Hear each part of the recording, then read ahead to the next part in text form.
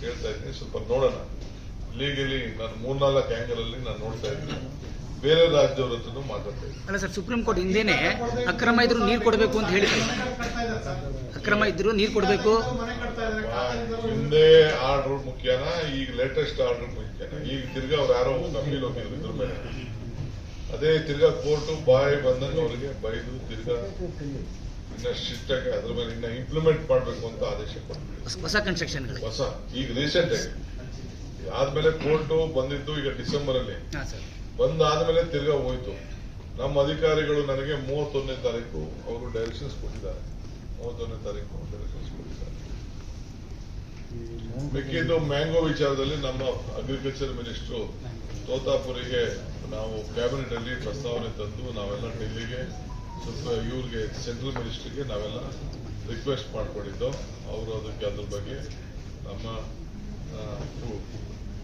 Agriculture minister ಮಾತಾಡ್ತಾರೆ. ನೀವು ಇರ್ತೀರಲ್ಲ sir, ನೀವು ಇರ್ತೀರ. ನಿಮ್ಗೆ ಪೊಲಿಟಿಕಲ್ ಒಂದೆರಡು ಕ್ವಶನ್ ಇದೆ. ಹೇಳಿ ಸರ್, ಈಗ ರಾಜು ಕಾಗೆ ನಿನ್ನೆ ಆರೋಪ ಮಾಡಿದೆ ನಿಮ್ಮ ಮೇಲೆ, ಸಿಎಂ ಮೇಲೆ. ಡಿ ಕೆ ಶಿವಕುಮಾರ್ ಅವ್ರ ಮನೆಗೆ ಹೋದ್ರೆ ಮುಖ ಕೊಟ್ಟು ಮಾತಾಡಲ್ಲ ಅಂತ ನಿಮ್ಮ ಶಾಸಕರು ಕೈಗೆ ಸಿಗಲ್ಲ. ಕೆಲಸ ಮಾಡಿ, ನೀವು ಬನ್ನಿ ದಿನ ಬೆಳಿಗ್ಗೆ ನೀವು ನೋಡ್ತಾ ಇರ್ತೀರಲ್ಲ, ನನ್ನ ಮುಖ ತೋರಿಸ್ತಾ ಇದ್ದೀರಿ. ಮತ್ತೆ ಬಟ್ ಅವರು ನಮ್ಮ MLAಗಳು ನಮ್ಮ ಬಗ್ಗೆ ಪ್ರೀತಿ ಸ್ವಲ್ಪ ಜಾಸ್ತಿ ಅಟೆನ್ಷನ್ ಕೊಡ್ಲಿ ಅಂತ ನೋಡ್ತಾ ಇರ್ತಾರೆ. ಅವರು ನೀವೇ ಕೈ ಸಿಗಲ್ಲ. ಬೆಳಗಾವಿಯವರಿಗೆ ಬಹಳ ಪ್ರೀತಿ ಕೊಟ್ಟು ಮಾತಾಡ್ಸಲ್ಲ, ಕೈ ಸಿಗಲ್ಲ. ಬೆಳಗಾವಿಯವರಿಗೆ ಬಹಳ ಪ್ರೀತಿ ಇದ್ದಂಗೆ ಸರ್, ಈಗ ಶಾಸಕರು ಈ ರೀತಿ ಬಹಿರಂಗವಾಗಿ ಅಸಮಾಧಾನ ವ್ಯಕ್ತಪಡ್ತಾರೆ. ಅದಕ್ಕೊಂದು ವೇದಿಕೆ ಏನಾದ್ರು ಕಲ್ಪಿಸ್ತೀರಾ ಸರ್? ಅದಕ್ಕೆ ವೇದಿಕೆ ಕಲ್ಪಿಸ್ತೀರಾ? ಕರೆದು ಮಾತಾಡ್ತೀನಿ ಅವ್ರು ಹೇಳಿದ ಕೆಲಸ ಮಾಡಿದ್ದೀನಿ.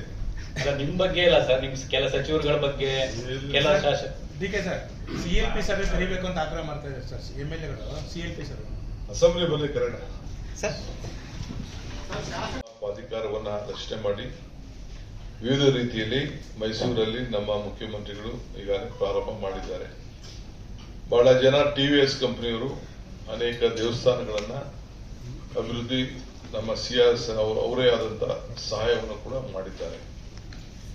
ಇವತ್ತು ಅನೇಕರು ನನಗೆ ಸಲಹೆಯನ್ನು ಕೊಟ್ಟರು, ಈ ದೇವಿಗೆ ನಾವು ಕಾವೇರಿ ತಾಯಿಗೆ ನಮನವನ್ನು ಸಲ್ಲಿಸಬೇಕು ಅಂತ. ನಾನು ಕಳೆದ ವರ್ಷ ಇಲ್ಲೊಂದು ಕಾರ್ಯಕ್ರಮವನ್ನ ಇಲ್ಲಿ ರೂಪಿಸಿದೆ. ಬಹುಶಃ ನಾನು ನಿರೀಕ್ಷೆನೂ ಮಾಡಿರಲಿಲ್ಲ. ಒಂದು 25 ಸ್ಯಾಂಕಿ ಟ್ಯಾಂಕ್ ನಲ್ಲಿ ಕಾವೇರಿ ಆರತಿನ ಮಾಡಿದ್ರು. ಕೆಲವರು ಕೋರ್ಟ್ಗೂ ಹೋದ್ರು, ಕೋರ್ಟ್ ಅಲ್ಲೂ ಅನುಮತಿನೂ ಕೊಟ್ಟರು. ಸುಮಾರು 20-25 ಸಾವಿರ ಜನ ಬಂದು ಬರೀ ಒಂದು ವಾರದಲ್ಲಿ ಮಾಡಿದಂತಕ್ಕೆ ಜನ ಬಂದು ಸಾಯಂಕಾಲ ಬಂದು ವೀಕ್ಷಣೆ ಮಾಡಿದ್ರು. ಇದು ಯಾಕೆ ಅಂತಂದ್ರೆ ಜನರ ಭಾವನೆ ಏನು ಅಂತ ತಿಳ್ಕೊಳ್ಬೇಕು. ಸೊ ಎಲ್ಲಿ ಮನಸ್ಸಿದೆಯೋ ಅಲ್ಲಿ ಮಾರ್ಗ ಇರ್ತದೆ, ಎಲ್ಲಿ ಭಕ್ತಿ ಇದೆಯೋ ಅಲ್ಲಿ ಭಗವಂತ ಇರ್ತಾನೆ. ಇದರಲ್ಲಿ ನಮ್ಮೆಲ್ಲರ ನಂಬಿಕೆ. ಈ ದೃಷ್ಟಿಯಿಂದ ತಾಯಿ ಕಾವೇರಿಗೆ ಜಾತಿ ಇಲ್ಲ, ಧರ್ಮ ಇಲ್ಲ, ಸೊ ಬಣ್ಣ ಇಲ್ಲ, ಎಲ್ಲರ ಆಸ್ತಿ ಆ ತಾಯಿ. ಎಲ್ಲ ವರ್ಗಕ್ಕೂ ಕೂಡ ಆ ತಾಯಿ ನಾವೆಲ್ಲ ಉಪಯೋಗಿಸ್ತಾ ಇದ್ದೇವೆ. ಅದಿಲ್ಲ ಅಂದ್ರೆ ಬೆಂಗಳೂರಿಗೆ ಕುಡಿಯೋ ನೀರೇ ಇಲ್ಲ. ಉದ್ಯೋಗಸ್ಥರಿಗೆ, ಫ್ಯಾಕ್ಟರಿಗಳಿಗೆ ಎಲ್ಲರಿಗೂ ಕೂಡ ಯಾರಿಗೂ ಇಲ್ಲ, ರೈತರಿಗೂ ಕೂಡ ಇಲ್ಲ. ನಾವು ಬೇಕಾದಷ್ಟು ಹೋರಾಟ ಮಾಡ್ತಾ ಇದ್ದೀವಿ.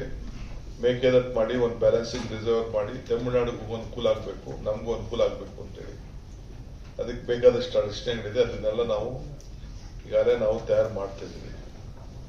ಈಗ ಇವತ್ತೊಂದು ಜನರಿಗೆ ಭಕ್ತಿ ಭಾವನೆಯಿಂದ ಪ್ರಾರ್ಥನೆ ಮಾಡಲಿಕ್ಕೆ ಒಂದು ಅವಕಾಶವನ್ನು ಮಾಡಿಕೊಡ್ಬೇಕು. ಆ ದೃಷ್ಟಿಯಿಂದ ಒಂದು ಕಾವೇರಿ ಆರತಿ ಮಾಡ್ತೀವಿ ಅಂತ ಘೋಷಣೆ ಮಾಡಿ ಹಣ ಕೂಡ ನಮ್ಮ ಇಲಾಖೆ ವತಿಯಿಂದ ಒಂದಷ್ಟು, ನಮ್ಮ ಕನ್ನಡ ಕಲ್ಚರ್ ಇಲಾಖೆಯಿಂದ ಒಂದಷ್ಟು ಹಣ, ಧಾರ್ಮಿಕ ದತ್ತಿ ಇಲಾಖೆಯಿಂದ ಒಂದಷ್ಟು ಹಣ, ಬೀದ ಬೇಸಿಸ್ ಇಲಾಖೆಯಿಂದ ಒಂದಷ್ಟು ಹಣ, ಪ್ರವಾಸ ಇಲಾಖೆಯಿಂದ ಒಂದಷ್ಟು ಹಣ, ಎಲ್ಲರೂ ಕೂಡ ಇಂಧನ ಇಲಾಖೆಯಿಂದ ಲೈಟಿಂಗು, ಇದನ್ನ ಮ್ಯೂಸಿಕಲ್ ಫೌಂಟನ್ ಅದೆಲ್ಲ ಅವ್ರದ್ದು ಜವಾಬ್ದಾರಿ. ಎಲ್ಲರೂ ಕೂಡ ಒಳಗೊಂಡು ಎಲ್ಲರಿಗೂ ಈ ಜವಾಬ್ದಾರಿ ಹಂಚಿ ಅವ್ರವ್ರ ಕೆಲಸ ಅವ್ರವ್ರು ಮಾಡೋ ರೀತಿಯಲ್ಲಿ ಬಹಳ ಚೆನ್ನಾಗಿ ಆಕರ್ಷಣೆ ಮಾಡೋಂಥದ್ದು. ನಮ್ಮ ಇಂಧನ ಇಲಾಖೆಗೆ ಸಂಬಂಧಿಸಿದ ಚೆಸ್ಕಾಂ ಅಧ್ಯಕ್ಷರಾಗಿ ಸ್ಥಳೀಯ ಶಾಸಕರು ಇವತ್ತು ನಮ್ಮ ಸರ್ಕಾರ ನೇಮಕ ಮಾಡಿದೆ. ಸೊ ಅವರು ಕೂಡ ಬಹಳ ಮುಂದೆ ಬಂದು ಅವ್ರದೇ ಕ್ಷೇತ್ರದಲ್ಲಿ ಬಹಳ ವೈಭವದಿಂದ ಮಾಡಬೇಕು ಅಂತ ಹೇಳಿ ಬಂದಿದ್ದಾರೆ.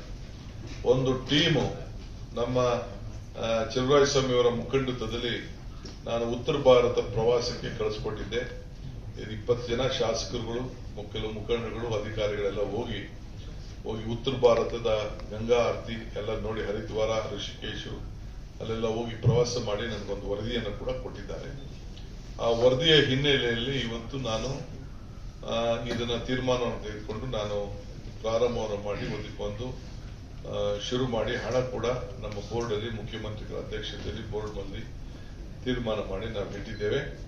ಇದನ್ನ ಪ್ರಾರಂಭ ಮಾಡ್ತಾ ಇದ್ದೇವೆ. ಸೊ ಇದಕ್ಕೆ ಏನಾಗಿದೆ, ಯಾವ ರೂಪ ಆಗಿದೆ ಅಂತ ಹೇಳಿ ಇದೆ.